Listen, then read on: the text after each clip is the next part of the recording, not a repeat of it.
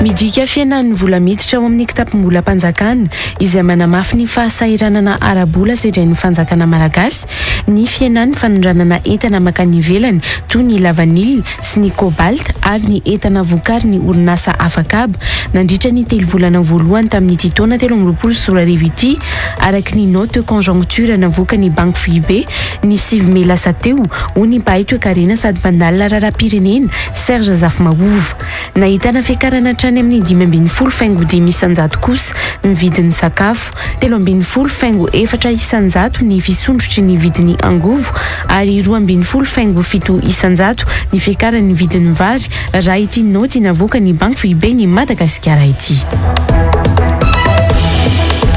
Niverina eto an-tanindrazana ny tenany no ny fahatsapany famanana andraikitra amin'ny fampandrosoana ny firenena ho ny filoha teo aloha Razonary Mampianina izay niantso an'ireo manam-pahaizana mba hifanosika makany aloha sy hanaparitaka ny toe-tsain'ny fisandratana eto amin'ny firenena. Mbola azo ampiarina tsara ho izy ny vinam-pampandrosoana fisandratana 34 na dia misy aza ny fanavozana tokony atao noho ny fisian'ny Covid-19 sy ny ady any Ukraine ka hifantoka kokoa any amin'ny fambolem-bary ny lahara-pahamehana no ny fahantrana ny hanohanana mianjady amin'ny vahoaka malagasy. Fanalambaraka diso tafahoatra ny atao amin'ny mpitsara raha toka zavatra tsy natao akory no anenjehana mpitsara raha ny nambaran'ny filohan'ny sendikan'ny mpitsara androany. Natao hiaro ny mpitsara mantsy ny sendika saingy tsy natao hiaro be fahatany any koa raha toka zavatra tena natao ny fanononana anarana mpitsara tamin'ny raharara isara izay vola ho hiatra ny filohan'ny SMM izay nanentana nireo mpitsara voakasika sy raha isara izay vola anao fitoriana amin'ny fitsarana momba ny orara io ary nanamariany any koa fa efa misokatra amin'izao ny fanadihadiana momba ny orara io. Lehilahy iray nitondra moto no notafihan'ny jiolahy miisa 2 izay mitambasy omaly tamin'ny 7 sy sasany maraina teny amin'ny lalana Ambotrimanjaka ka lasa n'ireo jiolahy tamin'izany ny moto raha ny fitantaran'ny tovolahy io. Nisongona ny moto noentiny ireo jiolahy ary avy hatrany dia nijanona sy namoaka basy saingy mbola nanana hevitra nanala ny fanalahidin'ny moto ihany io tovolahy io saingy nanao tivy-danitra avy hatrany ny jiolahy nitaka ny hanomezana an'izany ho ity tovolahy ity. Lafiny toe-karena no entsika nokafana ny fampahalalam-baovao amin'ity alina ity. Ny vidin'ny jiro, ny vidin'ny sakafo ary ny vidim-bary no isan'ny tena nahitana fiakarana ambony teto Madagasikara tao anatin'ny 3 volana tamin'ity taona 2024 ity raha ny noty antsoina hoe note de conjoncture navoaka ny banque FIB ny Madagasikara ny 9 Mai lasa teo. Manampitrotraka amin'ny fiakaran'ny vidim-piainana io ny fiainan'ny tahampanondranana toy ny vokatra lavanila sy ny olana sedrainy sehatra tsy miankina izay tsy nahazo fanampiana tamin'ny Covid kanefa mbola poretin'ny fanjakana amin'ny hetra hoy ny mpandalina raharaham-pirenena Serge Zafmaovo. Manamarina n'ireo tarehimarika navoaka ny banque FIB fa tsy manambola ny fanjakana ary tsy afaka hiantoka ny fikarakarana ny fividianana ho hiatrany Serge Zafmaovo. Nanao ny fanadihadiana itojo Rabefatra eo amin'ny sary ny Ianja Rakotondrainy. Nahatratra 2.4 isanjato ny tany fiakarany vidin'entana teto Madagasikara nandritra ny 3 volana voalohany tamin'ity taona 2024 ity raha ny noty antsoina hoe note de conjoncture navoaka ny banque FIB ny Madagasikara ny 9 Mai 2024 lasa teo. Ny entana fihinana na sakafo no tena nahitana fiakarany ambony izay tonga hatramin'ny 2.10 isanjato. Nahitana fiakarany 3.4 isanjato kosa ny vidin'ny angovo ary 2.7 isanjato ny vidin'ny vary. Ny banky FIB mihitsy no efa manabaribary ny tarehimarika mikasika ny fiakaran'ny vidim-piainana amin'izao ho ny mpahay toe-karena sady mpandalina raharaham-pirenena Serge Zafmaovo. Tena navandravandra amin'ny banque centrale hoe ny sakafo andavanandro niakatra saranisa mpivoana zany raisitsika moyenne 5.5 isanjato. D'accord, zay zany fiakaran'ny vidin'entana. Mazava be io ao anatin'ny conjoncture banque centrale zany mametraka an'izay. Ny resaka jiro niakatra 3.4 isanjato. Mazava be daholo zany. Voalaza ao anatin'io note de conjoncture navoaka ny banky foibe ny Madagasikara io ihany koa fa antenaina izy fiatsarana ny lafiny ara-toekarena amin'ny enim-bolana faharoa amin'ity taona 2024 ity no ny fiakarana 4.1% hita eo amin'ny sehatry ny fambolena. Iny ny banky foibe tsy resahana ny mikasika ny seha-pamokarana faharoa sy fahatelo na ny secteur secondaire sy ny secteur tertiaire izay misedra olana goavana amin'izao ka antony tsy ahafahany ireo orinasa tsy miankina mandoa ny fiakarany karama ambany indrindra 10,00 sy 2 ariary hoy Serge Zafmaovo. Ny secteur tertiaire sy secondaire na hoe raha tianareo zany hoe ny orinasa mihodina ankapobeny ivelany fambolena reo zany tena vobe amin'izao fotoana. Dia zay mahatonga an'le orinasa laza n'le BNGM hoe tsy afaka andory zareo an'le karama 250,000 ariary isam-bolana. Satria fanjakana moa zany tonga dia nampiakatra an'io dia laza zareo hoe tsy tafavoakana io. Vomaika anefa amin'izao sempotra amin'ny fitakiana etra taon'ny fanjakana ny orinasa tsy miankina izay efa tsy nahazo fanampiana nandritra ny Covid-19 hoy ihany Serge Zafmaovo. Ato amin'ny etra terena amin'izao fotoana izao ny orinasa. Nefa araka le niteneniko tao hoe ny orinasa amin'izao fotoana izao nidina ambany dia ambany ny ataontsika hoe ny famokarana ataony nidina ao amin'ny 300,000 eo. Kendane zany izao ny orinasa satria Madagasikara rery ny tao anatin'ny Covid ny fanjakana malagasy tsy nanampy ny orinasa nisy teto atoerana. Firenena rehetra nanao subvention goavana be tamin'ny orinasany.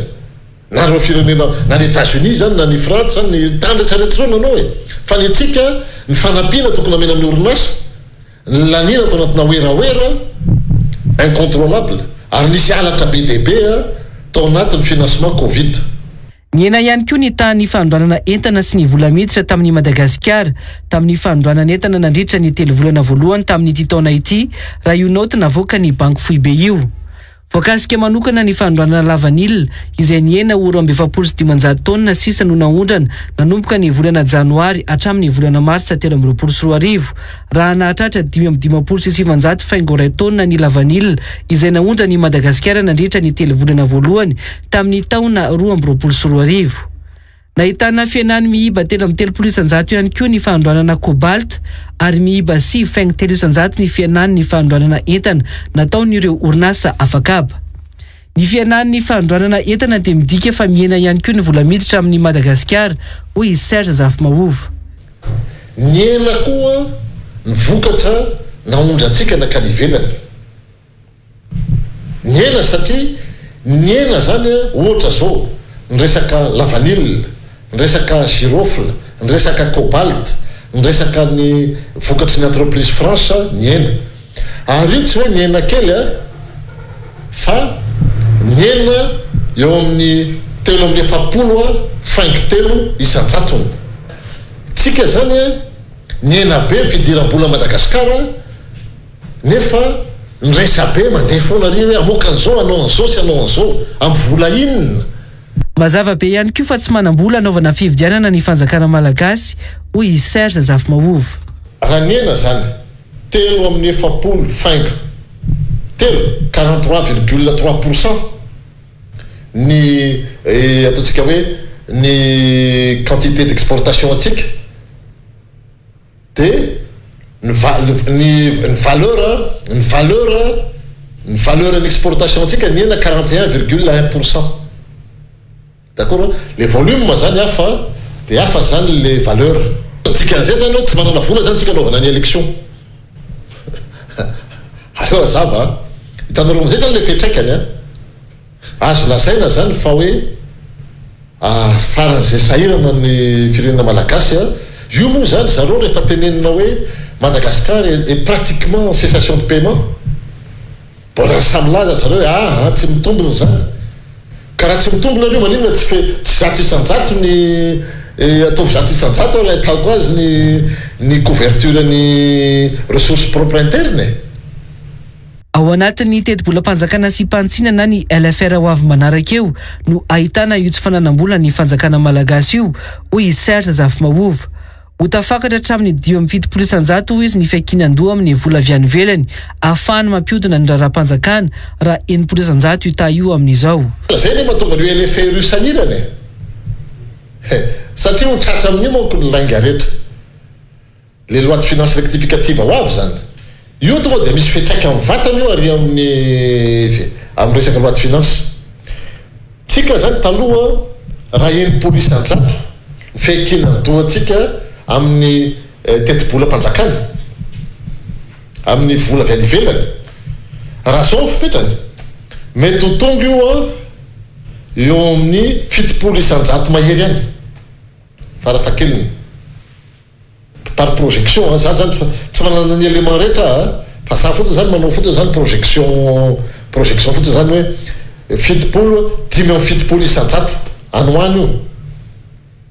ny hoe ny fehikinany toatsika amin'ny avy any ivelany raha ity naoty navoaka ny banky foibe ity moa dia manana tahirim-bola vahiny 7.4 dolara ny banky foibe amin'izao na afaka ampiasaina ao anatin'ny 4.3 volana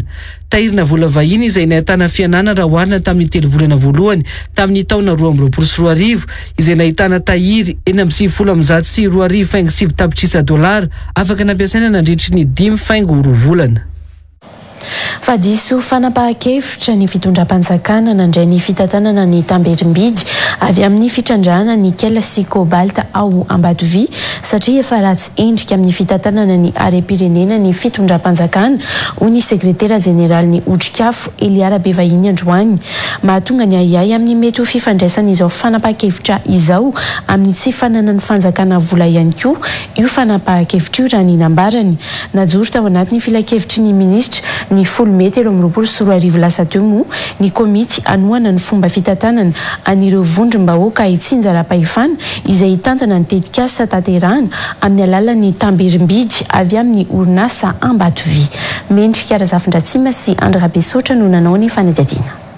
Hita fa tsy mandeha araka ny tokony ho izy ny fomba fampiasana ny tahirim-bola ampiasaina amin'ny lafiny sosialy na ny fond d'investissement social izay andraisana ny vola tamberina na ny restaurant minière avy amin'ny tetikasa Ambatovy any amin'ireo commune voakasika nandritra ny taona maro raha ny voarakitra ny tatitra ny filan-kevitry ministra ny Alarobia 10 Mey lasa teo. Tsy nampiasaina tany amin'ny tetikasa tena isitrahan'ny vahoaka mantsy ny tamberim-bola azo any ka tsy nisy fiatraikany mivantana tany amin'ny fampandrosoana ireo commune mpisitraka mihitsy ho hiatrany ny tatitra.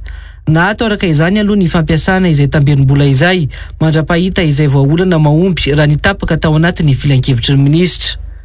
Raha tena nisy olan'ny fitantanana ny Tamberimbidy avy amin'ny orinasa Ambatovy io dia tokony isy aloha ny fanadihadiana atao hoy ny sekretera jeneraly ny Antoko Otrikafo Eliara Bevahiny Androany. Tsy maintsy arotsaka ao amin'ny tahirim-bola mpanjakana mantsy ireo vola azo avy amin'ny Tamberimbidy na ny ristourna avy amin'ny fitrandrahana ataon'ny orinasa lehibe toana Ambatovy hoy Eliara Bevahiny. Ny fanontaniana mipetraka voalohany aloha dia hoe tsy tody any amin'ny tokony niombany ilay ristourna fanakaiza zay aloha zany aty hevitra. Ny fanodikodonana n'ilay ristourna misy fanontaniana tokony apetraka ihany taiza hoaiza no voahodiny io resaka vola io tena tany amin'ny commune tokoa ve tany amin'ny trésor public ve satria mila mahafantatra an'izay kosa tsika fa ireny ristourna ireny aloha raha ny fahafantarana azy dia tsy maintsy versena aty amin'ny trésor public fa tsy mivantana any amin'ilay commune na ny faritra taiza hoaiza zany no voahodikodina ilay ristourna tena tsy misy tompona ndraiky mpanjakana tokoa ve ao ambadika ilay fanodikodonana n'ilay ristourna. Najoro tao anatin'ny filan-kevitry ny ministra ny 10 Mey io ihany koa moa ny comité d'appui à la gouvernance des collectivités territoriales décentralisées na ny komity anoanana ny fomba fitantanana ireo vondrom-bahoaka hitsinjara-pahefana isahana ny fandraisana sosi-kevitra avy amin'ireo commune voakasika ny tetikasa Ambatovy ary manao ny tombana sy ny fanadihadiana ireo tetikasa ireo araka izay everina fahalara-pameana amin'ny fampandrosoana ny commune ary mandroso ny lisitra ireo tetikasa lara-pameana ireo mba angatahana ny fankatoavana avy amin'ny filohan'ny Republika raha nitatitra izay filan-kevitry ministra izay. Ahitana mpikambana 7 io komity io, ahitana ny ministra ny toe-karena sy ny fitantanam-bola, ny ministra ny adi-tany sy ny fitsinjara-pahefana, ny ministra ny arenan-kibon-tany sy ny loharano-karena stratéjika, ny ministra pia ny faritra Atsinanana, ny gouvernoura ny faritra Atsinanana ary miampy ny solotena avy amin'ny fiadidiana ny Republika miisa 2. Diso fanapahan-kevitra ny fitondram-panjakana nandray fanapahan-kevitra mahakasika ny fitantanana ny Tamberimbidy io hoy Eliara Bevahiny. ny faharoa dia ny hoe nanisy koa ary izay ataontsika hoe zavatra tsy nety teo amin'ny fitantanana nylay ny ristourna ny marimarina fanodikodonana ny ristourna avy any amin'ny tetikasa Ambatovy dia hoy zay hoe tena mety koa velo le fanapahan-kevitra raha isy ny mpitondram-panjakana hoe misy komity manokana natsangana hitantana nio ristourna amin'ny tetikasa Ambatovy io fanapahan-kevitra diso inraisy ny filan-kevitry ny ministra farany teo iny raha nieritreritra hoe na hatramina ristourna tokony ho tonga any amin'ny vahoaka mihodidina n'ilay fitrandrahana koa mbola ny mpitondram-panjakana no hitantana azy manahirana zany manahirana le izy satria nahoana ny mpitondram-panjakana ohatry ny efa lasa ratsy endrika loatra rehefa resabola noa resahana satria tsy madio ny fitantanana ny firenena sy ny harem-pirenena eto amintsika mametraka ayay amin'ny fifandraisana izao fanapa-kevitra izao amin'ny tsy fananany fanjakana malagasy vola moa i Eliara Bevahiny so dia sanatria ihany koa zany mamaly ny ayahany be sy ny maro izay fanontaniana mipetraka hoe tsy misy vola na bakoropotra ilay mpitondram-panjakana dia hoe zay azo angonina rehetrarehetra dia angonina ao anatin'izay fanontaniana zany dia aya ohatran'ny aya rehetrarehetra ihany koa satria averiko ilay izy sahirana amin'ny resaka vola ny mpitondram-panjakana raha ny fananganana komite makasika hitantana n'ilay ristourna Ambatovy indray ny azo atao mba ahafahana mahazo vola dia aleo atao zay izay hoe tsy fanapahan-kevitra tsy mety zany rehefa andray fanapa-kevitra ihany araka izany ny fitondram-panjakana dia tokony any amin'ny tany Tamberimbidy avy amin'ireo orinasa lehibe mpitrandraka no asiana fantsina ho ihany Eliara Bevahiny mandrakity izy io ny androany tsy tena fantatra marina hoe raisa roa isan-jato faharoa dia ny hoe tena le ristourna ve no tokony andraisana fitondram-panjakana fanapahan-kevitra sa hoe ahoana no ahafahana manavao an'ireny fifanarahan'ireny satria tena fahaty-antoka ho an'ny firenena le izy fahaty-antoka satria nahoana hoy zay hoe ny fanapahan-kevitra tokony ho raisina na rehefa nandray fanapahan-kevitra ihany dia hoy zahay hoe tokony ho jerena mihitsy hoe ahoana nanavaozana n'le fifanarahany faharoa dia ny hoe tsy tokony hoekena tsony ny famoahana ataontsika hoe brut amin'ny teny vahiny ny harem-pirenentsika eto fa tokony mbo jerentsika hoe zavatra efa transformé na voahodina no avoaka eto amintsika eto marina fa raha nitatitry ny fitsarana momba ny compte na ny cour des comptes ny 13 Desambra 2024 lasa teo dia nahatratra 10.10 miliara ariary ny Tamberimbidy narotsaky ny tetikasa Ambatovy tao amin'ny kitapom-bolam-panjakana ny taona 2024 ny 9 septambra 2024 nefa dia nisy ny fanapa-kevitra no raisy ny fiadidina ny Republika napiato ny fanomezana n'ireo vola tokony omena ny vondrom-paritra ireo ka antony tsy mbola nampiasana ny 13 miliara ariary tamin'ny Tamberimbidy 15 miliara ariary avy amin'ny orinasa Ambatovy tamin'ny taona 2024 io hatramin'izao etsakilany dia tsy mbola nahazona tatitra ny mikasika ny Tamberimbidy narotsaky ny orinasa Ambatovy tamin'ny fanjakana malagasy nanomboka ny taona 2024 2024 raika amby 2024 ary ny taona 2024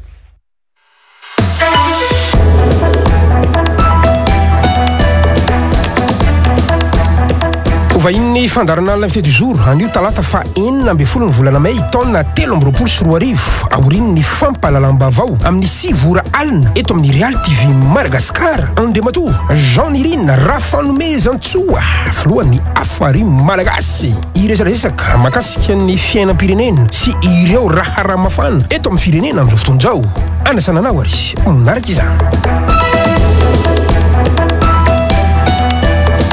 ny filohan'ny afary malagasy Andriamatoa Jean Nirina Rafanomezantsoa araka izany no vahiny gasikara Finsoa anatin'ny fandarana l'invité du jour izay hoarahanao aorian'izao fampahalalam-baovao izao hotoizantsika kosa ny antsipriam-baovao ao anatin'ny vaovao politika mbola tsao ihany hatreto ny vaovao miely mikasika ny fanisorana ny filohan'ny anteny Mirandoolona Hermanana Razafimahefy sy ny fametrahana ny Prime Ministre Tsia Christian eo amin'ny toeran'io raha ny nambarany Bertin Randriamiaingo olona teo aloha sady mpikambana ao anatin'ny kabinetra ny filohan'ny anteny Mirandoolona amin'izao fotoana izao tokony ao anatin'ny fifampiresahana eo amin'ny samy lehibe ny andrim-panjakana hoy izy no misy raha toka misy ny fanovana ny filohan'ny anteny Mirandoolona amin'izao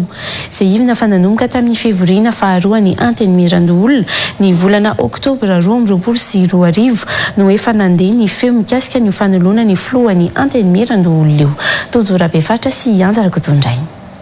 raha ny fandraisan'ny premier ministre Tsay Christian sy ny mpikambana ao amin'ny gouvernemanta ny fitantanana miaraka ny firenena na ny présidence collégiale aoriny ny fametram-pialan'ny Filoha Andrajoelina no misy nivoy volana vitsivitsy lasa izay dia ny fametrahana ny Tsay Christian eo amin'ny toerany filohan'ny anterimerin'olona mba handray ny fitantanana ny firenena aoriny ny fametram-pialan'ny Filoha Andrajoelina mihitsy no sary vaovao misy mivoy amin'izao fotoana izao. Tokony fifampiresahana eo amin'ny samy androm-panjakana dia ny filohan'ny repoblika sy ny filohan'ny antenimerin'olona no atao raha toka izy tokoa ny fanoloana ny filohan'ny antenimerin'olona hoy Bertin Andriamiaingo lolona teo aloha sady mpikambana ao anatin'ny kabinetra ny filohan'ny antenimerin'olona Hermanana Razafy-Mahefy. Raha misy mifandaminana mazava be tsy maintsy ry zareo samy ambony institution Sénat dia mety miresaka ny instance amboniny izy dia ny any amin'ny présidence zany fa raha misy moa zany dia ny constitution tsy maintsy mamaritra an'izay na miteny ary ny any amin'ny présidence fa tsika moa zany resaka lalàna fotsiny eto ny constitution resantsika fa tsy hoe izy ny tokony ifandamina amin'izany fa tsy maintsy mifampiresaka manokana angamanao ui ao raha ohatra ka izy dia mety miampiantso manokana ny présidence Sénat ny filoham-pirenena. No mafisy ny Bertin Andriamiaingo fa olona voafidy ny filohan'ny antenimerin'olona amin'izao fotoana izao ka tokony amita ny fotoam-piasany hatramin'ny farany. Institution ny Sénat dia mandazana io karaha mandano resantsika dia manda anankiray zany dia tokony hoe mipetraka eo foana aloha zany ny président Sénat raha tsy hoe misy ny fiovahan-kevitra any ambadika izay tsy fantatsika sanatria dia amarihiko tsara fa izy dia olona voafidy i président Razafy-Mahefy Hermanana zany voafidy izy noho izany raha misy mifanoloana olona ka hoe misolo azy dia antony zavatra hafa mihitsy amin'izay fa tsy eto aloha dia mbola miteny hoe ny président Sénat dia mipetraka foana ao président Sénat. Mbola tsy nisy araka izany hatreto ny resaka ao anatin'ny kabinetra mikasika io fanesorana ny filohan'ny antenimerin'olona io hoy Bertin Andriamiaingo. Marina tokoa fa ny tenako dia mpanolontsaina ny président Sénat marina zany nefa kosa zany raha ny fahitako anazy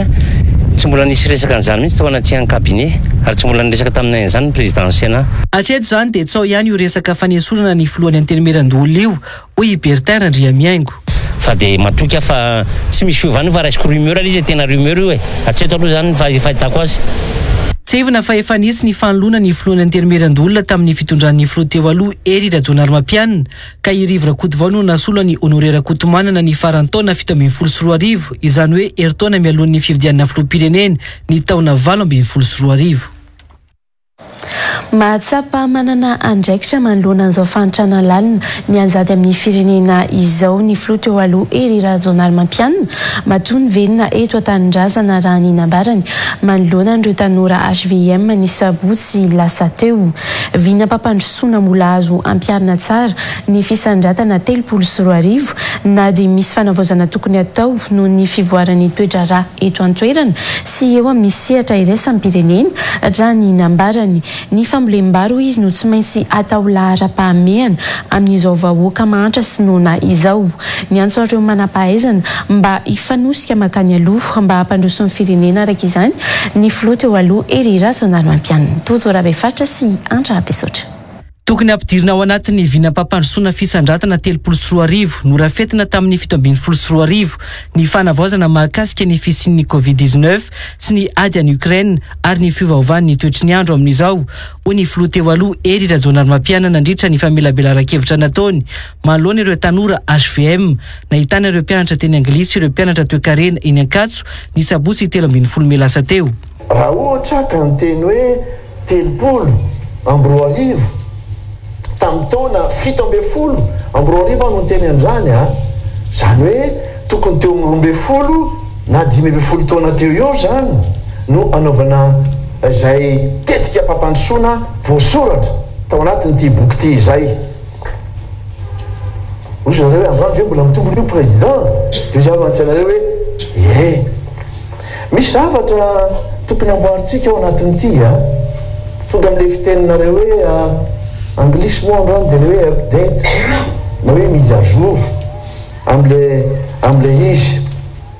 satria nahoana satria misy zavatra miova manerana zao tontolo zao tao anelan'elan'izay 7.4 sy amin'ny androany. Lahara-pamehana ny fampiroboroboana ny lafo ny fambolem-bary amin'izao fahantrana lalina iaina ny firenena izao hoy ny filoha teo aloha Hery Rajaonarimampianina. Raha androany ianao ny anontany hoe inona priorité dia zao 2.20 isan-jato ny vahoaka malagasy amin'izao fotoana izao dia mahantra sy fadilanovana rehefa maharitra sy fadiranovana ny olona inona zany tsy ampy de hoanina tsy zany ny dikan'izany a de zao aiza melona zay kita hoe fambolena vary de mbola nafatra 700,000 tonnes be mbola tsika resahana be de be manana zavatra betsaka ho tenenina fa aiza lay priorité le hoe satria malagasy a minambary a intelo isan'andro mihitsy aza aiza lay autonomie zay ilaina ao anatin'io. Nampatsy ny lalana nodiaviny teo amin'ny fitantanana ny firenena nanomboka ny taona 2024 moa ny filoha teo aloha ery Rajoelina ary nampatsy fa firenena nivoaka krizy 5 taona no nolovainy tamin'izay fotoana izay. Azadiny fa janoary 2024 firenena voasazy Madagasikara voasazy politiquement, économiquement, financièrement, diplomatiquement fa vitatsika nanala zany. Vitatsika nanala zany. Zany ny lalana sy ny toerana nengatsika avy any lavitra tany nandroso lavitra be ary nametrahana an'izao foto-kevitra izao. Tafiditra ao anatin'ny toe-tsainy ny fisandratana araka izany ny amtehana tanteraka ny krizy politika miverimberina eo amin'ny firenena ho ny filoha teo aloha ery Rajoelina. Briser le cycle perpétuel des crises. Potehana mba tsy veriberina tsony le krizy manana fomba fijery mazava sika izany a hitondrana ny firenena hitantanana ny firenena miaraka amin'ny atotanisa miaraka amin'ny mpamatsy vola efa tena ao zany mpamatsy vola zany a dia orava ity le hoe de hisy krizy indray de hisy krizy indray de hisy krizy indray de hisy krizy indray ity aloha raha misy ny krizy an'ity de krizy hafa satria le krizy hatramin'izay mantsy de hoe miakatra nandroso be le firenena dia be ny mpialina de boum adoboka fa ity indray zavatra misy a efa midina lizy efa midina de midina lizy a any ka tsisy manakana tsony le izy. Miantso ny manampahaizana rehetra eto amin'ny firenena mba hijoro noho izany ity filoham-pirenena teo aloha ity satria izay ho izy no antoka tsy hidirana amin'izay krizy izay. Metienareo intellectuel anjaranareo zao manaparitaka an'izany tetsainy fifandratana zany ndao ampina le olona ndao hifanosika makany elotsika anatratra n'le tanjony ele ataoko hoe ataovy namana amin'ny fotoana ao anatin'le izy ary azakivy anareo fara ohatra ny zava-misy ena atao makivy de tsisy naiza rehefa nitsopahana fa matora Rajoelina niverina de ho za hoe manana raikitra izy manana raikitra anareo. Tsy ivana fa ny 20 febroary 2024 no niverina teto an-tandrazana ny filoha teo aloha ery Rajoelina rehefa niala teto Madagasikara ny volana janoary 2024 rehefa avy niatrika ny lanonam-pianianana no tanterahany filoha Andry Rajoelina ny 20 janoary 2024. Fa hijoro ho mpitarika na leader anory olona amin'ireo mpamafilainga sy mpamana lalitra ny vahoaka ny mpikambana ao anatin'ny prosite ny Morondava nandritra ny fivorian'ireo mpanohana ny site ny Randriana Soloniaiko tany Antoerana Omaly naneho fahavononany amin'ny fanohanana avokoa ireo tonga nanotrona an'izany tao anatin'ny fandraisam-pitenenana izay ny fandambiasan'izy ireo mijoro ao amin'ny fahatany Morondava ny prosite ny manomboka izao raha ny fanambarana izay nataon'izy ireo Omaly na Siprianjary. Vonina tanteraka anohana ny site ny Randriana Soloniaiko ireo mpikambana tao anatin'ny prosite ny tao Morondava nandritra ny fivoriana izay no tanterahan'izy ireo tany Antoerana Omaly io. Zaho nahodana vonina aho raha natao tia zaho vonina amin'ny mikrotiky na tany andefanao ahy fa zaho efa nany siteny io siteny baka amin'ny voalohany siteny zao ziska amin'ny farany siteny Pamalo mahanya ito tanak ni Kuwan na palumana niya. Tanak ni Kuwan na palumana. Ako siya namin sa ng balik Kuwan na yuki ifurifu na ngini. Sa kasanda sinrifu pagwe kay nalungwe mitul na mifutu kuwa. Tesa istikia kapanzai afinda pa mtikiana kuwa.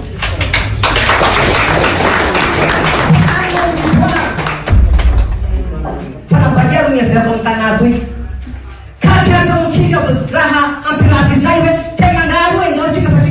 si temangan baka tiyara chika. Ay uso ni mana. Zava-dehibe ho kosa ireo mpikamana sasany ny fisoratana anarana anatin'ny lesitry ny fidy izay nanentana ny mpikamana rehetra tonga nanatrika ny fiaonana io. Jereo agnatin'ny lista fifidianana manao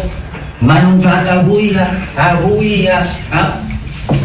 olona fa hiakatra amin'ny avion mana billet.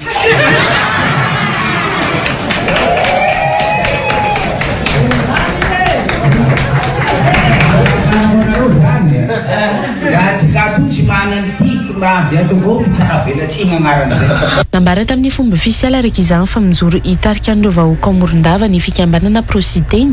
an'olo lalana ny vahoaka any an-toerany. Mazava angamba tsika zao voabolobelo androany fa raiky Prositeny eto Morondava izay napetraky ny présidensiteny.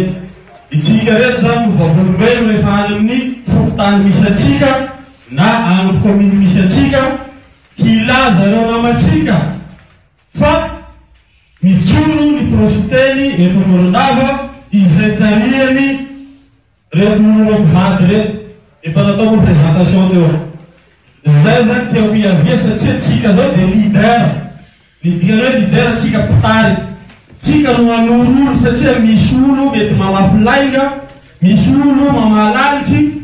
tsy hay olo amizay mombany valibalika gauche droite. Tao amin'ny quartier général Prositeny no nanatanterahana ireto komity manohana ny siteny Randriana Soloniaiko tao Morondava ireto any ity fivoriana ity.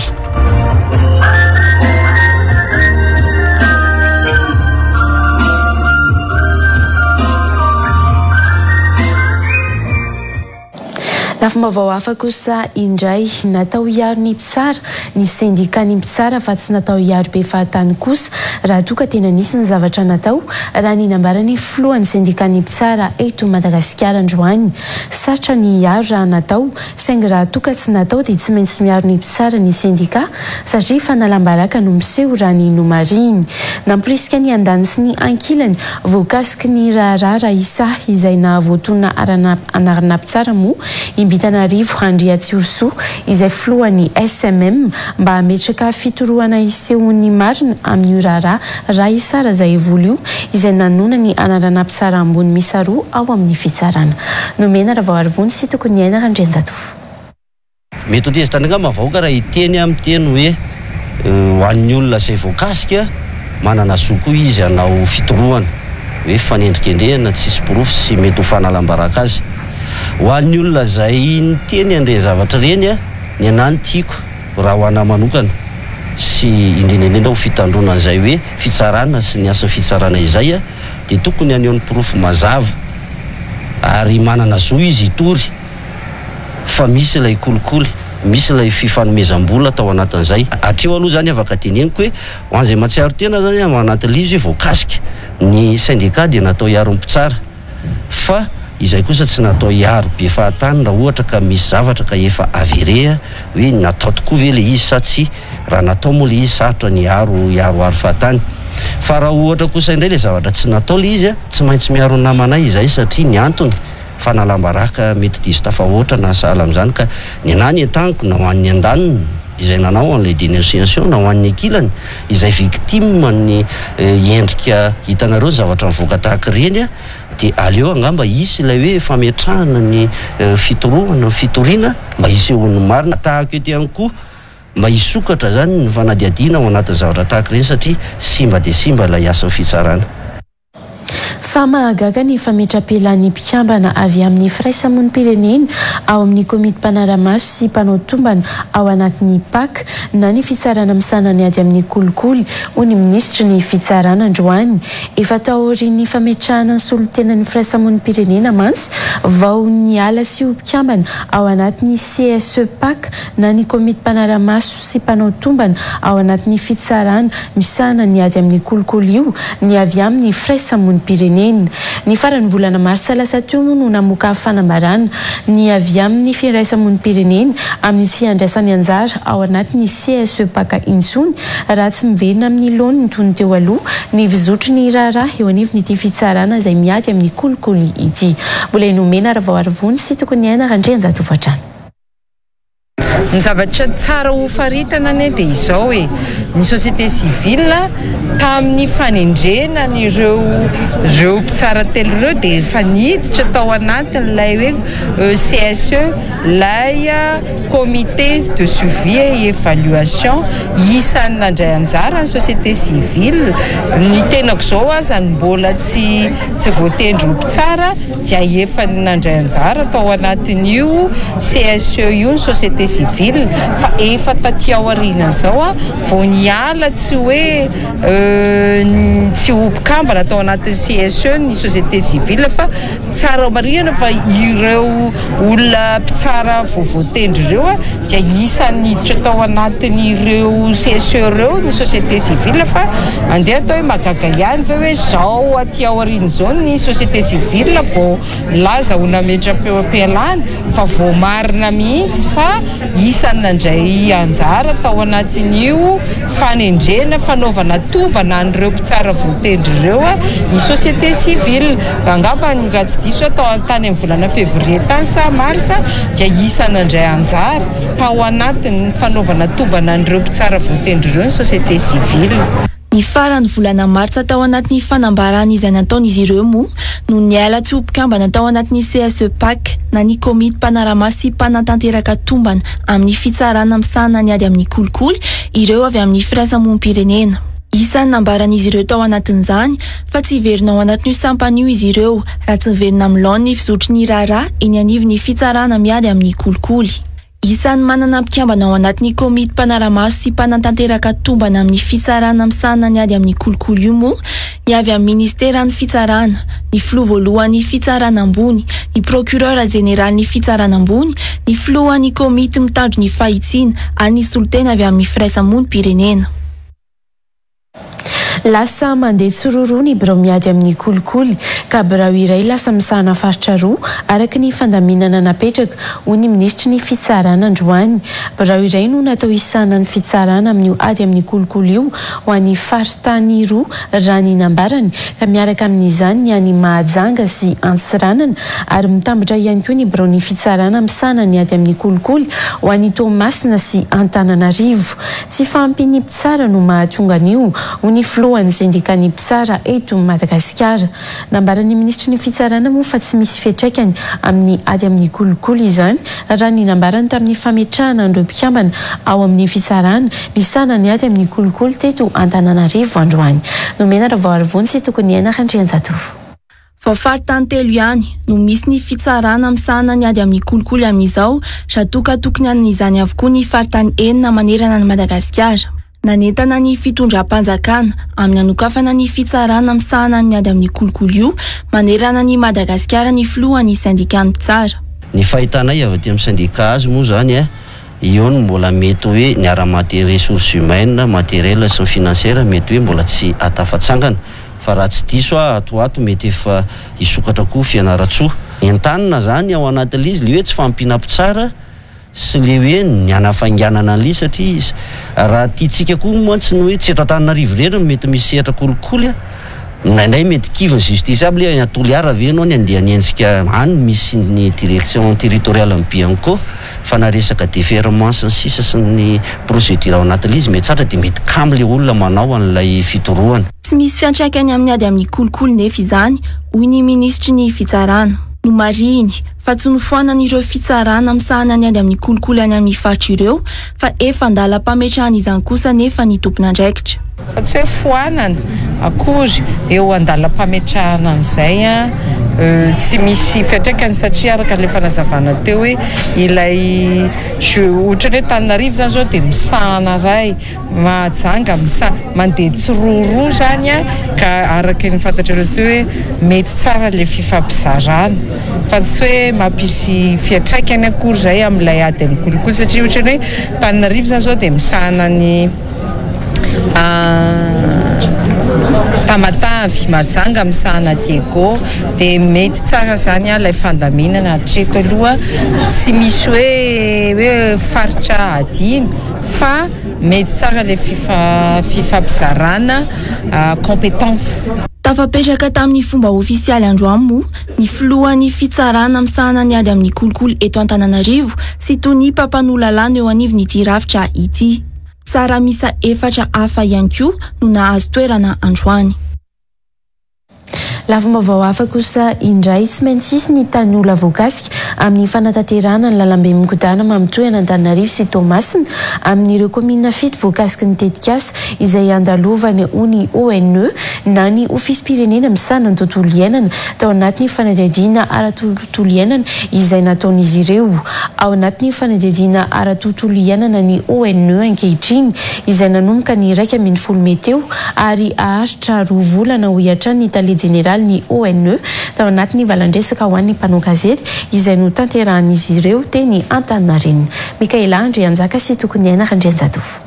Efa tonga eny talata amin'ny volon'ondry amin'izao ireo fitaovana lehibe ny orinasa Samcrete izay anamboatra ny autoroute mamitohy an'i Toamasina sy Antananarivo raha ny fanazavana azo. Ny famitana ny lalana 20 kilometatra no atao ao anatin'ny dingana voalohany ho an'ny lalana hatreo an'i Zorobe ho hiatrany avy amin'ny ofisym-pirenena momba ny tontolo iainana na ny ONE. Komina misafidy no voakasika ity tetikasa ity ka isy ireo tanolo tsotra tsy maintsy voakasika ony ONE. Eo anatin'ny fanadihadiana ara-tontolo iainana izay nataony koa ho an'ny lafin'ny tontolo iainana ihany resantsika ho aza ihany mety anivona ONE ho an'ny lafin'ny tontolo iainana sy ny sosialy raha misy tonga fanadihadiana ara-tontolo iainana sy sosialy ka misy antony mazava voamarina tsara fa antsika miteny an'ilay mpitantana tetikasa hoe ny vahaolana na mesura raisinareo mikasika an'ity olana ity dia mitaky fanivana tracé mihitsy eo amin'ny suggérer zay mandefa antsika ho natao mpokonandraikitra azo fitreletana tsara zany. Fa anjaran'ny komite teknika mandanjalanja an'izay zavatra hoe akaiza tsara ny fiantraikany ohatrany eo na fitombona an'le fitakina an'le izy hoe ovay le tracé misy vahaolana hafa azo atao ve misy fanadihadiana atao dia iny fanadihadiana sady teknika ny eo anatiny. Tsisy intsony kosa ny fikitsihana tanimbary hatreto satria mbola mikatso ny asa fanambarana rehetra fa aoriany fanadihadiana ara-tontolo iainana vao miverina izany ho ny ministera ny asa vaventy. Piste d'accès izay idirany engin moa izany no natao amin'izao fotoana nataony orinasa amin'izao fotoana izao. Misy tokoa ireo tanimbary izay voafaritra mikasika izay dia efa nitenenina ny orinasa anajanina ary tsy kitika amin'ireny toerana izay misy tanimbary ireny. Nanomboka ny taona 2024 nefa nisy ny fanadihadiana iray manontolo amin'ny ahafahana manatanteraka ny tetikasa raha ny tatitra azo hatrany. Ao anatin'ny fanadihadiana ara-tontolo iainana ny ONE ankehitriny izay niantsony izy ireo ny rehetra andray anjara amin'izany indrindra ireo voakasika ny tetikasa. Ny vokatra ity fanadihadiana ataontsika ity izany no mitondra ny fahazon-dalana ara-tontolo iainana ny farany izay ity fanombanana ara-tontolo iainana ataontsika ity izay ny andraikitra ataona ONE amin'izao. Any farany ity fanadihadiana ity dia tonga amin'izay fanomezana ny fahazon-dalana ara-tontolo iainana izay tsika rehefa voapetraka daholo le arifenitra ara-tontolo iainana izay taky ny fanombanana. 2 volana no anovana ny fanadihadiana ara-tontolo iainana ka aorian'izay ny famoahana ny fahazon-dalana ara-tontolo iainana ho hiatrany ny ONE. Ny fametrahana ny toby ifaharan'ny orinasa sy ny lalana ahafahany ireo fitaovana lehibe mivezivezy kosa no efa natomboka nandritra ny fanombohana tao amin'ny kominy talata amin'ny volon'ondry raha ny fanazavana. Tsy maintsy isy hatrany kosa nefa ny fanohizana ny fanadihadiana ara-tontolo iainana rehefa hirosoana indray ny fanombohana ny tapany faharoa ho ny ofisym-pirenena momba ny tontolo iainana nandritra ny valandresaka ho an'ny mpanao gazety. Simba tanteraka ny sekoly manara-penitra ao amin'ny distrika ny Vohimary misy efitrandro 20 ka tokony ho lahara-pahamehan'ny ministeran'ny fanabeazam-pirenena rehefa hitokana ny EPP misy efitrandro any Vohimary ny ministra ho ny solombavam-bahoaka ny Vohimary Edzara. Ankoatra ny fahasimbana nefa dia tsy mbola mahasana ny mponina ihany koa ny foto-drafitrasa ianaran'ny mpianatra ho izy. Tsy ny sekoly ihany no manana olana fa ny tompom-pahasalamana CSB Vovita izay mitete ankehitriny raha ny nambarany solombavam-bahoaka ny Vohimary ity. Miantso amin'ny famitana manontolo ny foto-drafitrasa araka ny tokony ho izy moa ny solombavam-bahoaka ny Vohimary mialoha ny hitokanana azy. Mikaela Andry Anjaka sy Anjara Kotondraina. Mbola tsy ampy ny foto-drafitrasa indrindra amin'ny lafiny fampianarana ao amin'ny distrika ny Vohimary ho ny solombavam-bahoaka Edzara. Telo ihany raha ninambarany ny foto-drafitr'asan'ny fampianarana izay misy any an-toerana. Mahamenatra ho ity solombavambahoaka ny Vohimara ity ny faratsiny ny foto-drafitr'asa indrindra ny sekoly manara-penitra misy efitrano 12 kanefa hitokana ny efitrano 2 any an-toerana ny ministry ny fanabeazam-pirenena. Isan-taona dia misy hatrany ny fangatahana foto-drafitr'asa rehefa tonga ny fionana amin'ny gouvernemanta amin'ny fivoriany ny antony miram-pirenena ho ity solombavambahoaka ity saingy tsy misy akony izany. Inay fa ho tonga any antoerana ny ministra ny fanabeazam-pirenena andeha hitokana ny école manara-penitra zay misa efitrano 2 amin'ny districtny Vohimara dia manentana sahady zay fa mbola tena tsy ampy ny foto-drafitr'asa zay misy amin'ny ministeranao agnatin'ny districtny Vohimara satria tsy teny kora ny tegnako fa telo ihany ny foto-drafitr'asa zay misy amin'ny ministeranao ary ny roa angamba azo lazaigna fa vita fa ny ray ao amin'ny tampo-tanànany Vohimara zao tegna mahamenatra satria mbola any amin'ny 50 isanjato ny asa angamba no vita. Tsy mbola vita ihany koa ny tobim-pahasalamana izay vao vita kanefa manam-pikasana ny tokana izany ny fitondram-panjakana. Tokony ho vitaina araka ny tokony ho izy ny foto-drafitr'asa vao afaka tokanana. Nisy vahoaka zany andiana vahoaka zany ny teny tamiko fa ahoana monsieur le député ny fahitanao ny foto-drafitr'asa zay miorina eto aminay fa zahay zany maheno fa andeha hitokana ity foto-drafitr'asa ty ny mpitondra fanjakana ka raha ny amin'ny amiko manokana raha ohatra ka mbola tsy vitaigna ara-dalagna io fitetezan'io tragno io dia tsy tokony ho tokanana io CSBD manara-penitra izay nataon'ny fitondram-panjakana amin'ny commune Ambanivohitra Belambo amin'ny districtny Vohimara io. Anisan'ny angatahany solombavambahoaka ijara ihany koa ny ampidirana ireo mpampianatra firama ho mpiasam-panjakana raha ninambarany hatrany. Fanoraisin'ny filohan'ny Repoblika teny Amboditsirotra androany ny sekretera-panjakana misahana amin'ny fampandrosoana sy ny frankôfonia any fiara-miombonantoka iraisam-pirenena izay manatanteraka iraka manokana eto Madagasikara nanomboka ny 14 Mey hatramin'ny 17 Mey ho avy izao. Ho fanatrehana ny fivorian'ny ministra eo anivon'ny komisiony ranomasimbe indianina izay ho tanterahana rahampitso eny Ivato no tena antondian'ny delegasiona eto Madagasikara. Tafiditra ao anatin'ny fifampiresahana tamin'ny sekretera-panjakana misahana ny fampandrosoana sy ny frankôfonia ary ny fiara-miombonantoka iraisam-pirenena ny tontolon'ny fampandrosoana raha ny fampitam-baovao navoaka ny masivon'ny Frantsa eto Madagasikara. Ny alohan'ny fitsidiana androany kosa dia efa nisy ny fidinana ifotony nataon'ny delegasiona tany Mahajanga nijerena ireo faritra arovana misy ny Alaongo na ny Mangrova.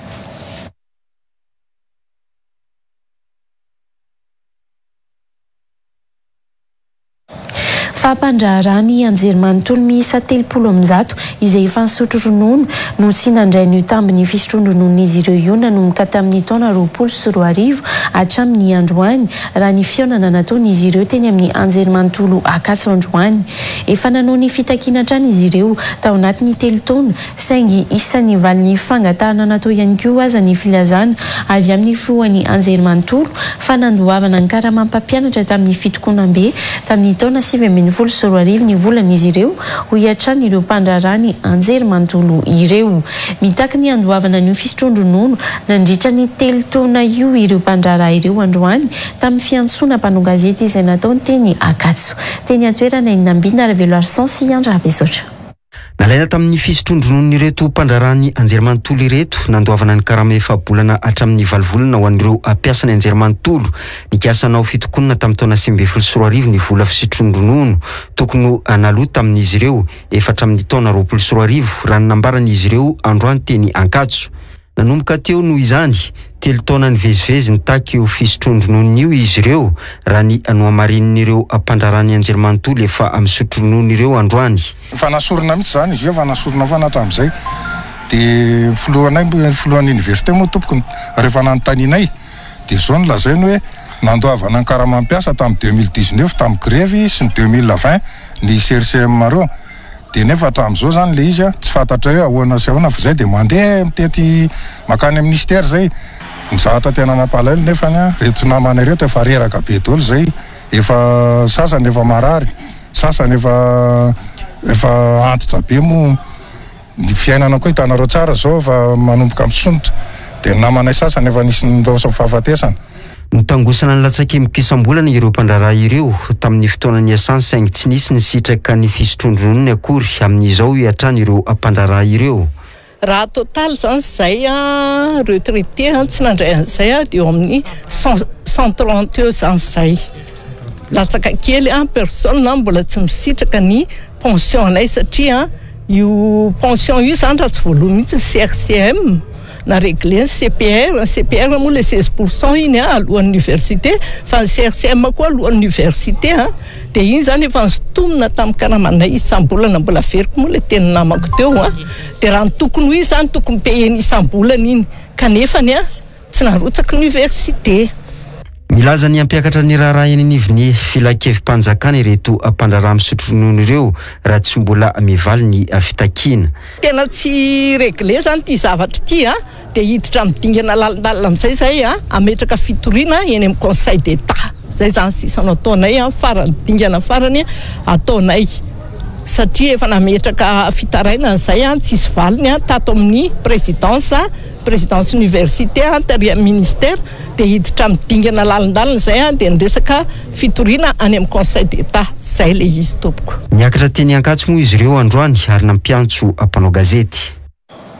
Fa tovolahy iray hoditra tany Ambotro Manjaka no nosakana anjiolahy ka lasa tamin'izy ireo tamin'izany moto iray izay nentina raha ny nambara ny tovolahy io. Nitondra moto ihany koa ireo jiolahy ireo izay nisongona an'ity tovolahy ity teny an-dalana avy hatrany no sady namoaka ny basy raha ny fitantarany. Niezaka nanala ny lakile teo amin'ny moto io tovolahy io ary tao anatin'izay no nisy ny fifanjevoana teo aminy sy ireo jiolahy izay tsy niala fa nanapoka basy ho fandrahonana sy nitady ny fanalahidin'ny moto raha ny nambarany. Moto Racing King izay mitety bidy fitaprisa ariary io lasa ny jiolahy io raha ny nomariny. Nambidina Raveloary Sansy Andra Besotra.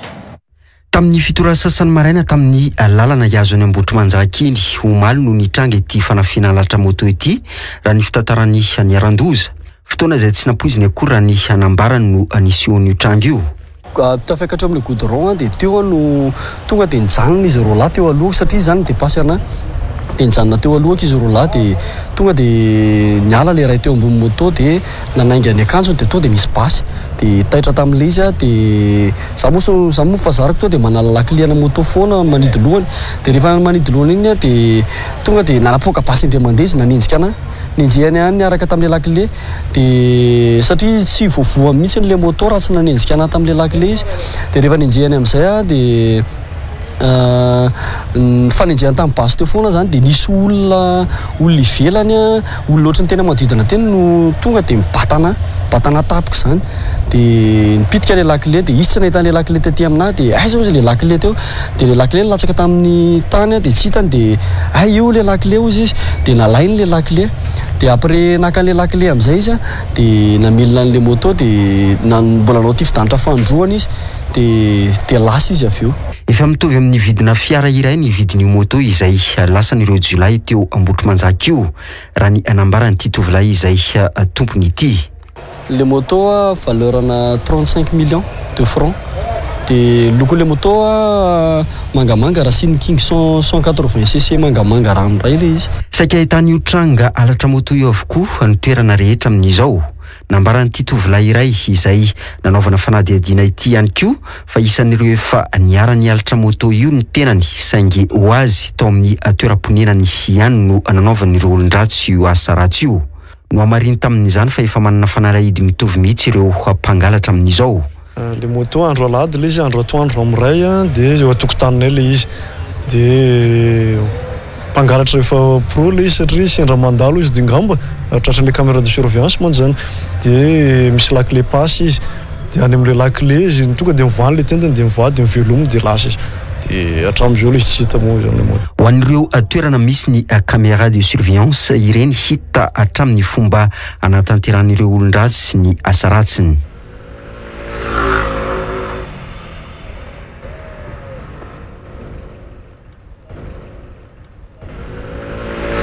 mivadika piesy amidy na ihany koa voaloko ny fomba anaovan'ireo mpangalatra ny moto alatra raha nambarany olona iray efa niaro ny fahaverezana moto ihany koa.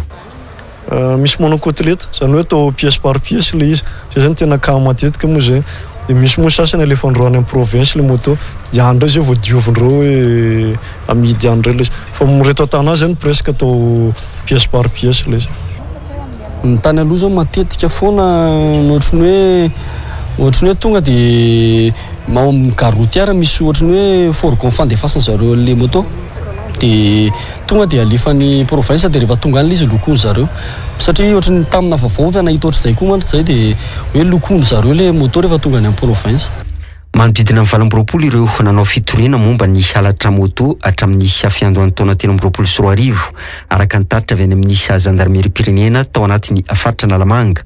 30 no voaroaro tamin'ny halatra moto io ka ny 4 tamin'ireo nahazo fahafahana vonjy maika raha toa ka anidoboka amponja kosa ny 4